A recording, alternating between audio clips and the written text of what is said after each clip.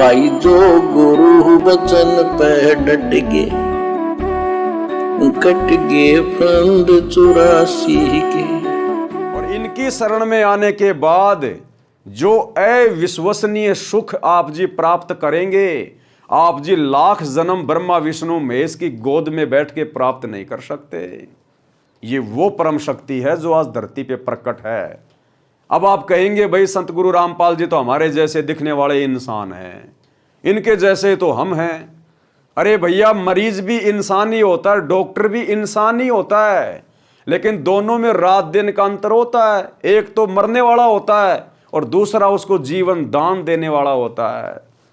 तो संत यदि हमें ज्ञान समझाने के लिए आएंगे तो हमारे जैसे तो बन के आएंगे। संत अगर हाथी बन के आ गया तो भला हम उनके मुख से क्या ज्ञान समझेंगे। इसलिए संत आप और हमारे जैसा ही होता है, भगवान आप और हमारे जैसा ही है। भगवान ने हमें अपने जैसा बनाया है।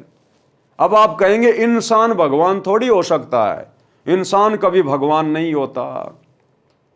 आप पहले श्री रामचंद्र जी को भगवान मानते थे, हो सकता है वर्तमान में भी आप उनको भगवान मानते हो। आप श्री कृष्ण जी को भगवान मानते हैं, तो आपने कभी ध्यान से श्री कृष्ण जी की फोटो या मूर्ति देखी है? क्या श्री कृष्ण जी या रामचंद्र जी के सिर में सींग लगे हुए हैं, या उनके पीछे कोई पूंछ लगी हुई है, या लंबे लंबे राक्षसों की तरह कोई दांत हैं, या गेंडे की तरह नाक पे कोई सींग है?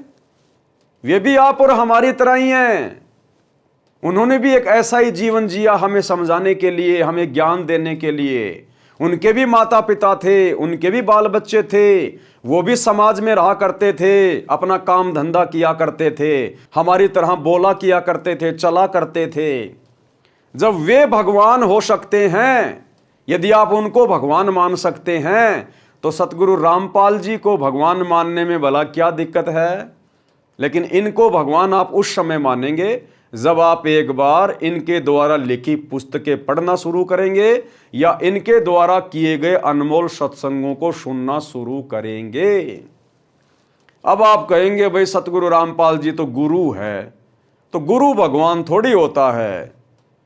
अरे भाई, आप लोग दिन रात पढ़ते हो, गुरु ब्रह्मा गुरुर विष्णु गुरुर्देव महेश्वर, गुरुर साक्षात पार ब्रह्म तस्मै श्री गुरुवे नमः। कि गुरु साक्षात पार ब्रह्म यानी परमात्मा है। तो आप जी अपने धर्म ग्रंथों की वाणियों पर थोड़ा बहुत विचार करो। परमात्मा यदि धरती पर आएगा तो किस लिए आएगा?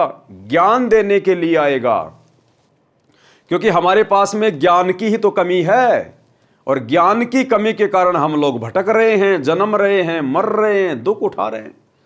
तो परमात्मा धरती पर आएगा तो ज्ञान देने के लिए आएगा, आप और हमें ज्ञान देने के लिए आएगा, तो हमारे जैसा इंसान बन के आएगा।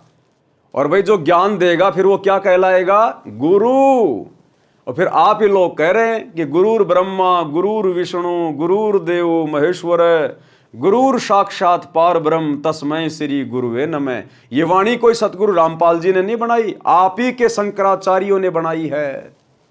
तो आपने आखिरकार विश्वास करना पड़ेगा कि परमात्मा जब धरती पर आता है तो मानव शरीर धारण करके आता है, और वो गुरु बनकर, संत बनकर फिर आगे शिष्य बनाकर ज्ञान देता है।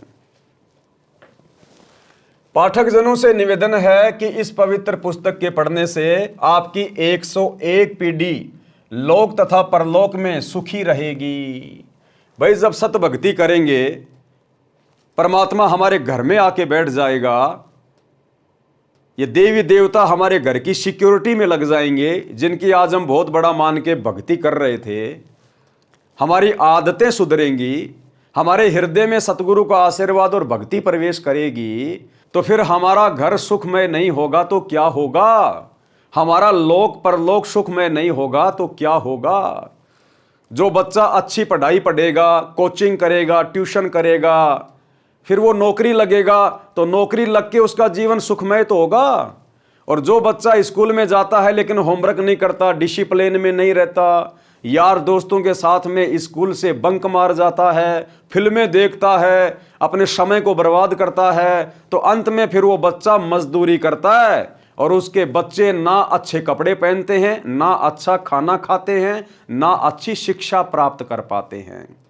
तो इसी प्रकार सतगुरु यानी गुरु हमारे टीचर होते हैं, भक्ति मार्ग यानी सत्संग हमारा स्कूल है।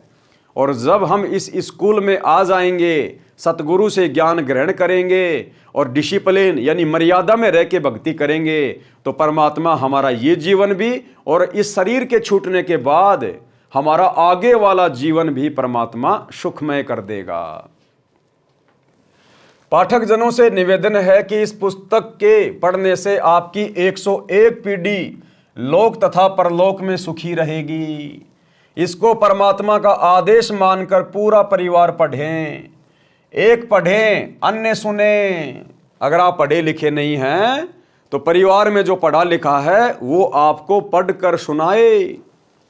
जैसे परमात्मा के आदेश से, उनके कर कमल से लिखे वचन अनुसार आपका ये छोटा भाई पवन दास आप जियों को पढ़ा रहा है और आप जी इसको पढ़ रहे हैं, ज्ञान को ग्रहण कर रहे हैं। एक पढ़े, अन्य सुने, या एक से अधिक पुस्तक लेकर भिन्न भिन्न प्रतिदिन पढ़ें। इसमें लिखे प्रत्येक प्रकरण को सत्य माने, मजाक में ना लें। ये किसी सांगी की बनाई नहीं है, ये परमेश्वर के गुलाम रामपाल दास द्वारा हृदय से मानव कल्याण के उद्देश्य से लिखी गई है। लाभ उठाएं।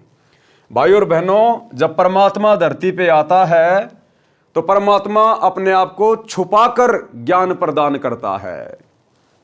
यदि परमात्मा मनुष्य रूप में प्रकट होकर कहने लगे कि मैं परमात्मा हूं, मैं परमात्मा हूं, तो कोई भी उनकी बात पर विश्वास नहीं करेगा। इसलिए संत अपने आप को छुपाकर अपने से अन्य को परमात्मा बताकर अपना ज्ञान समझाने के लिए हमारे तक पहुंचता है।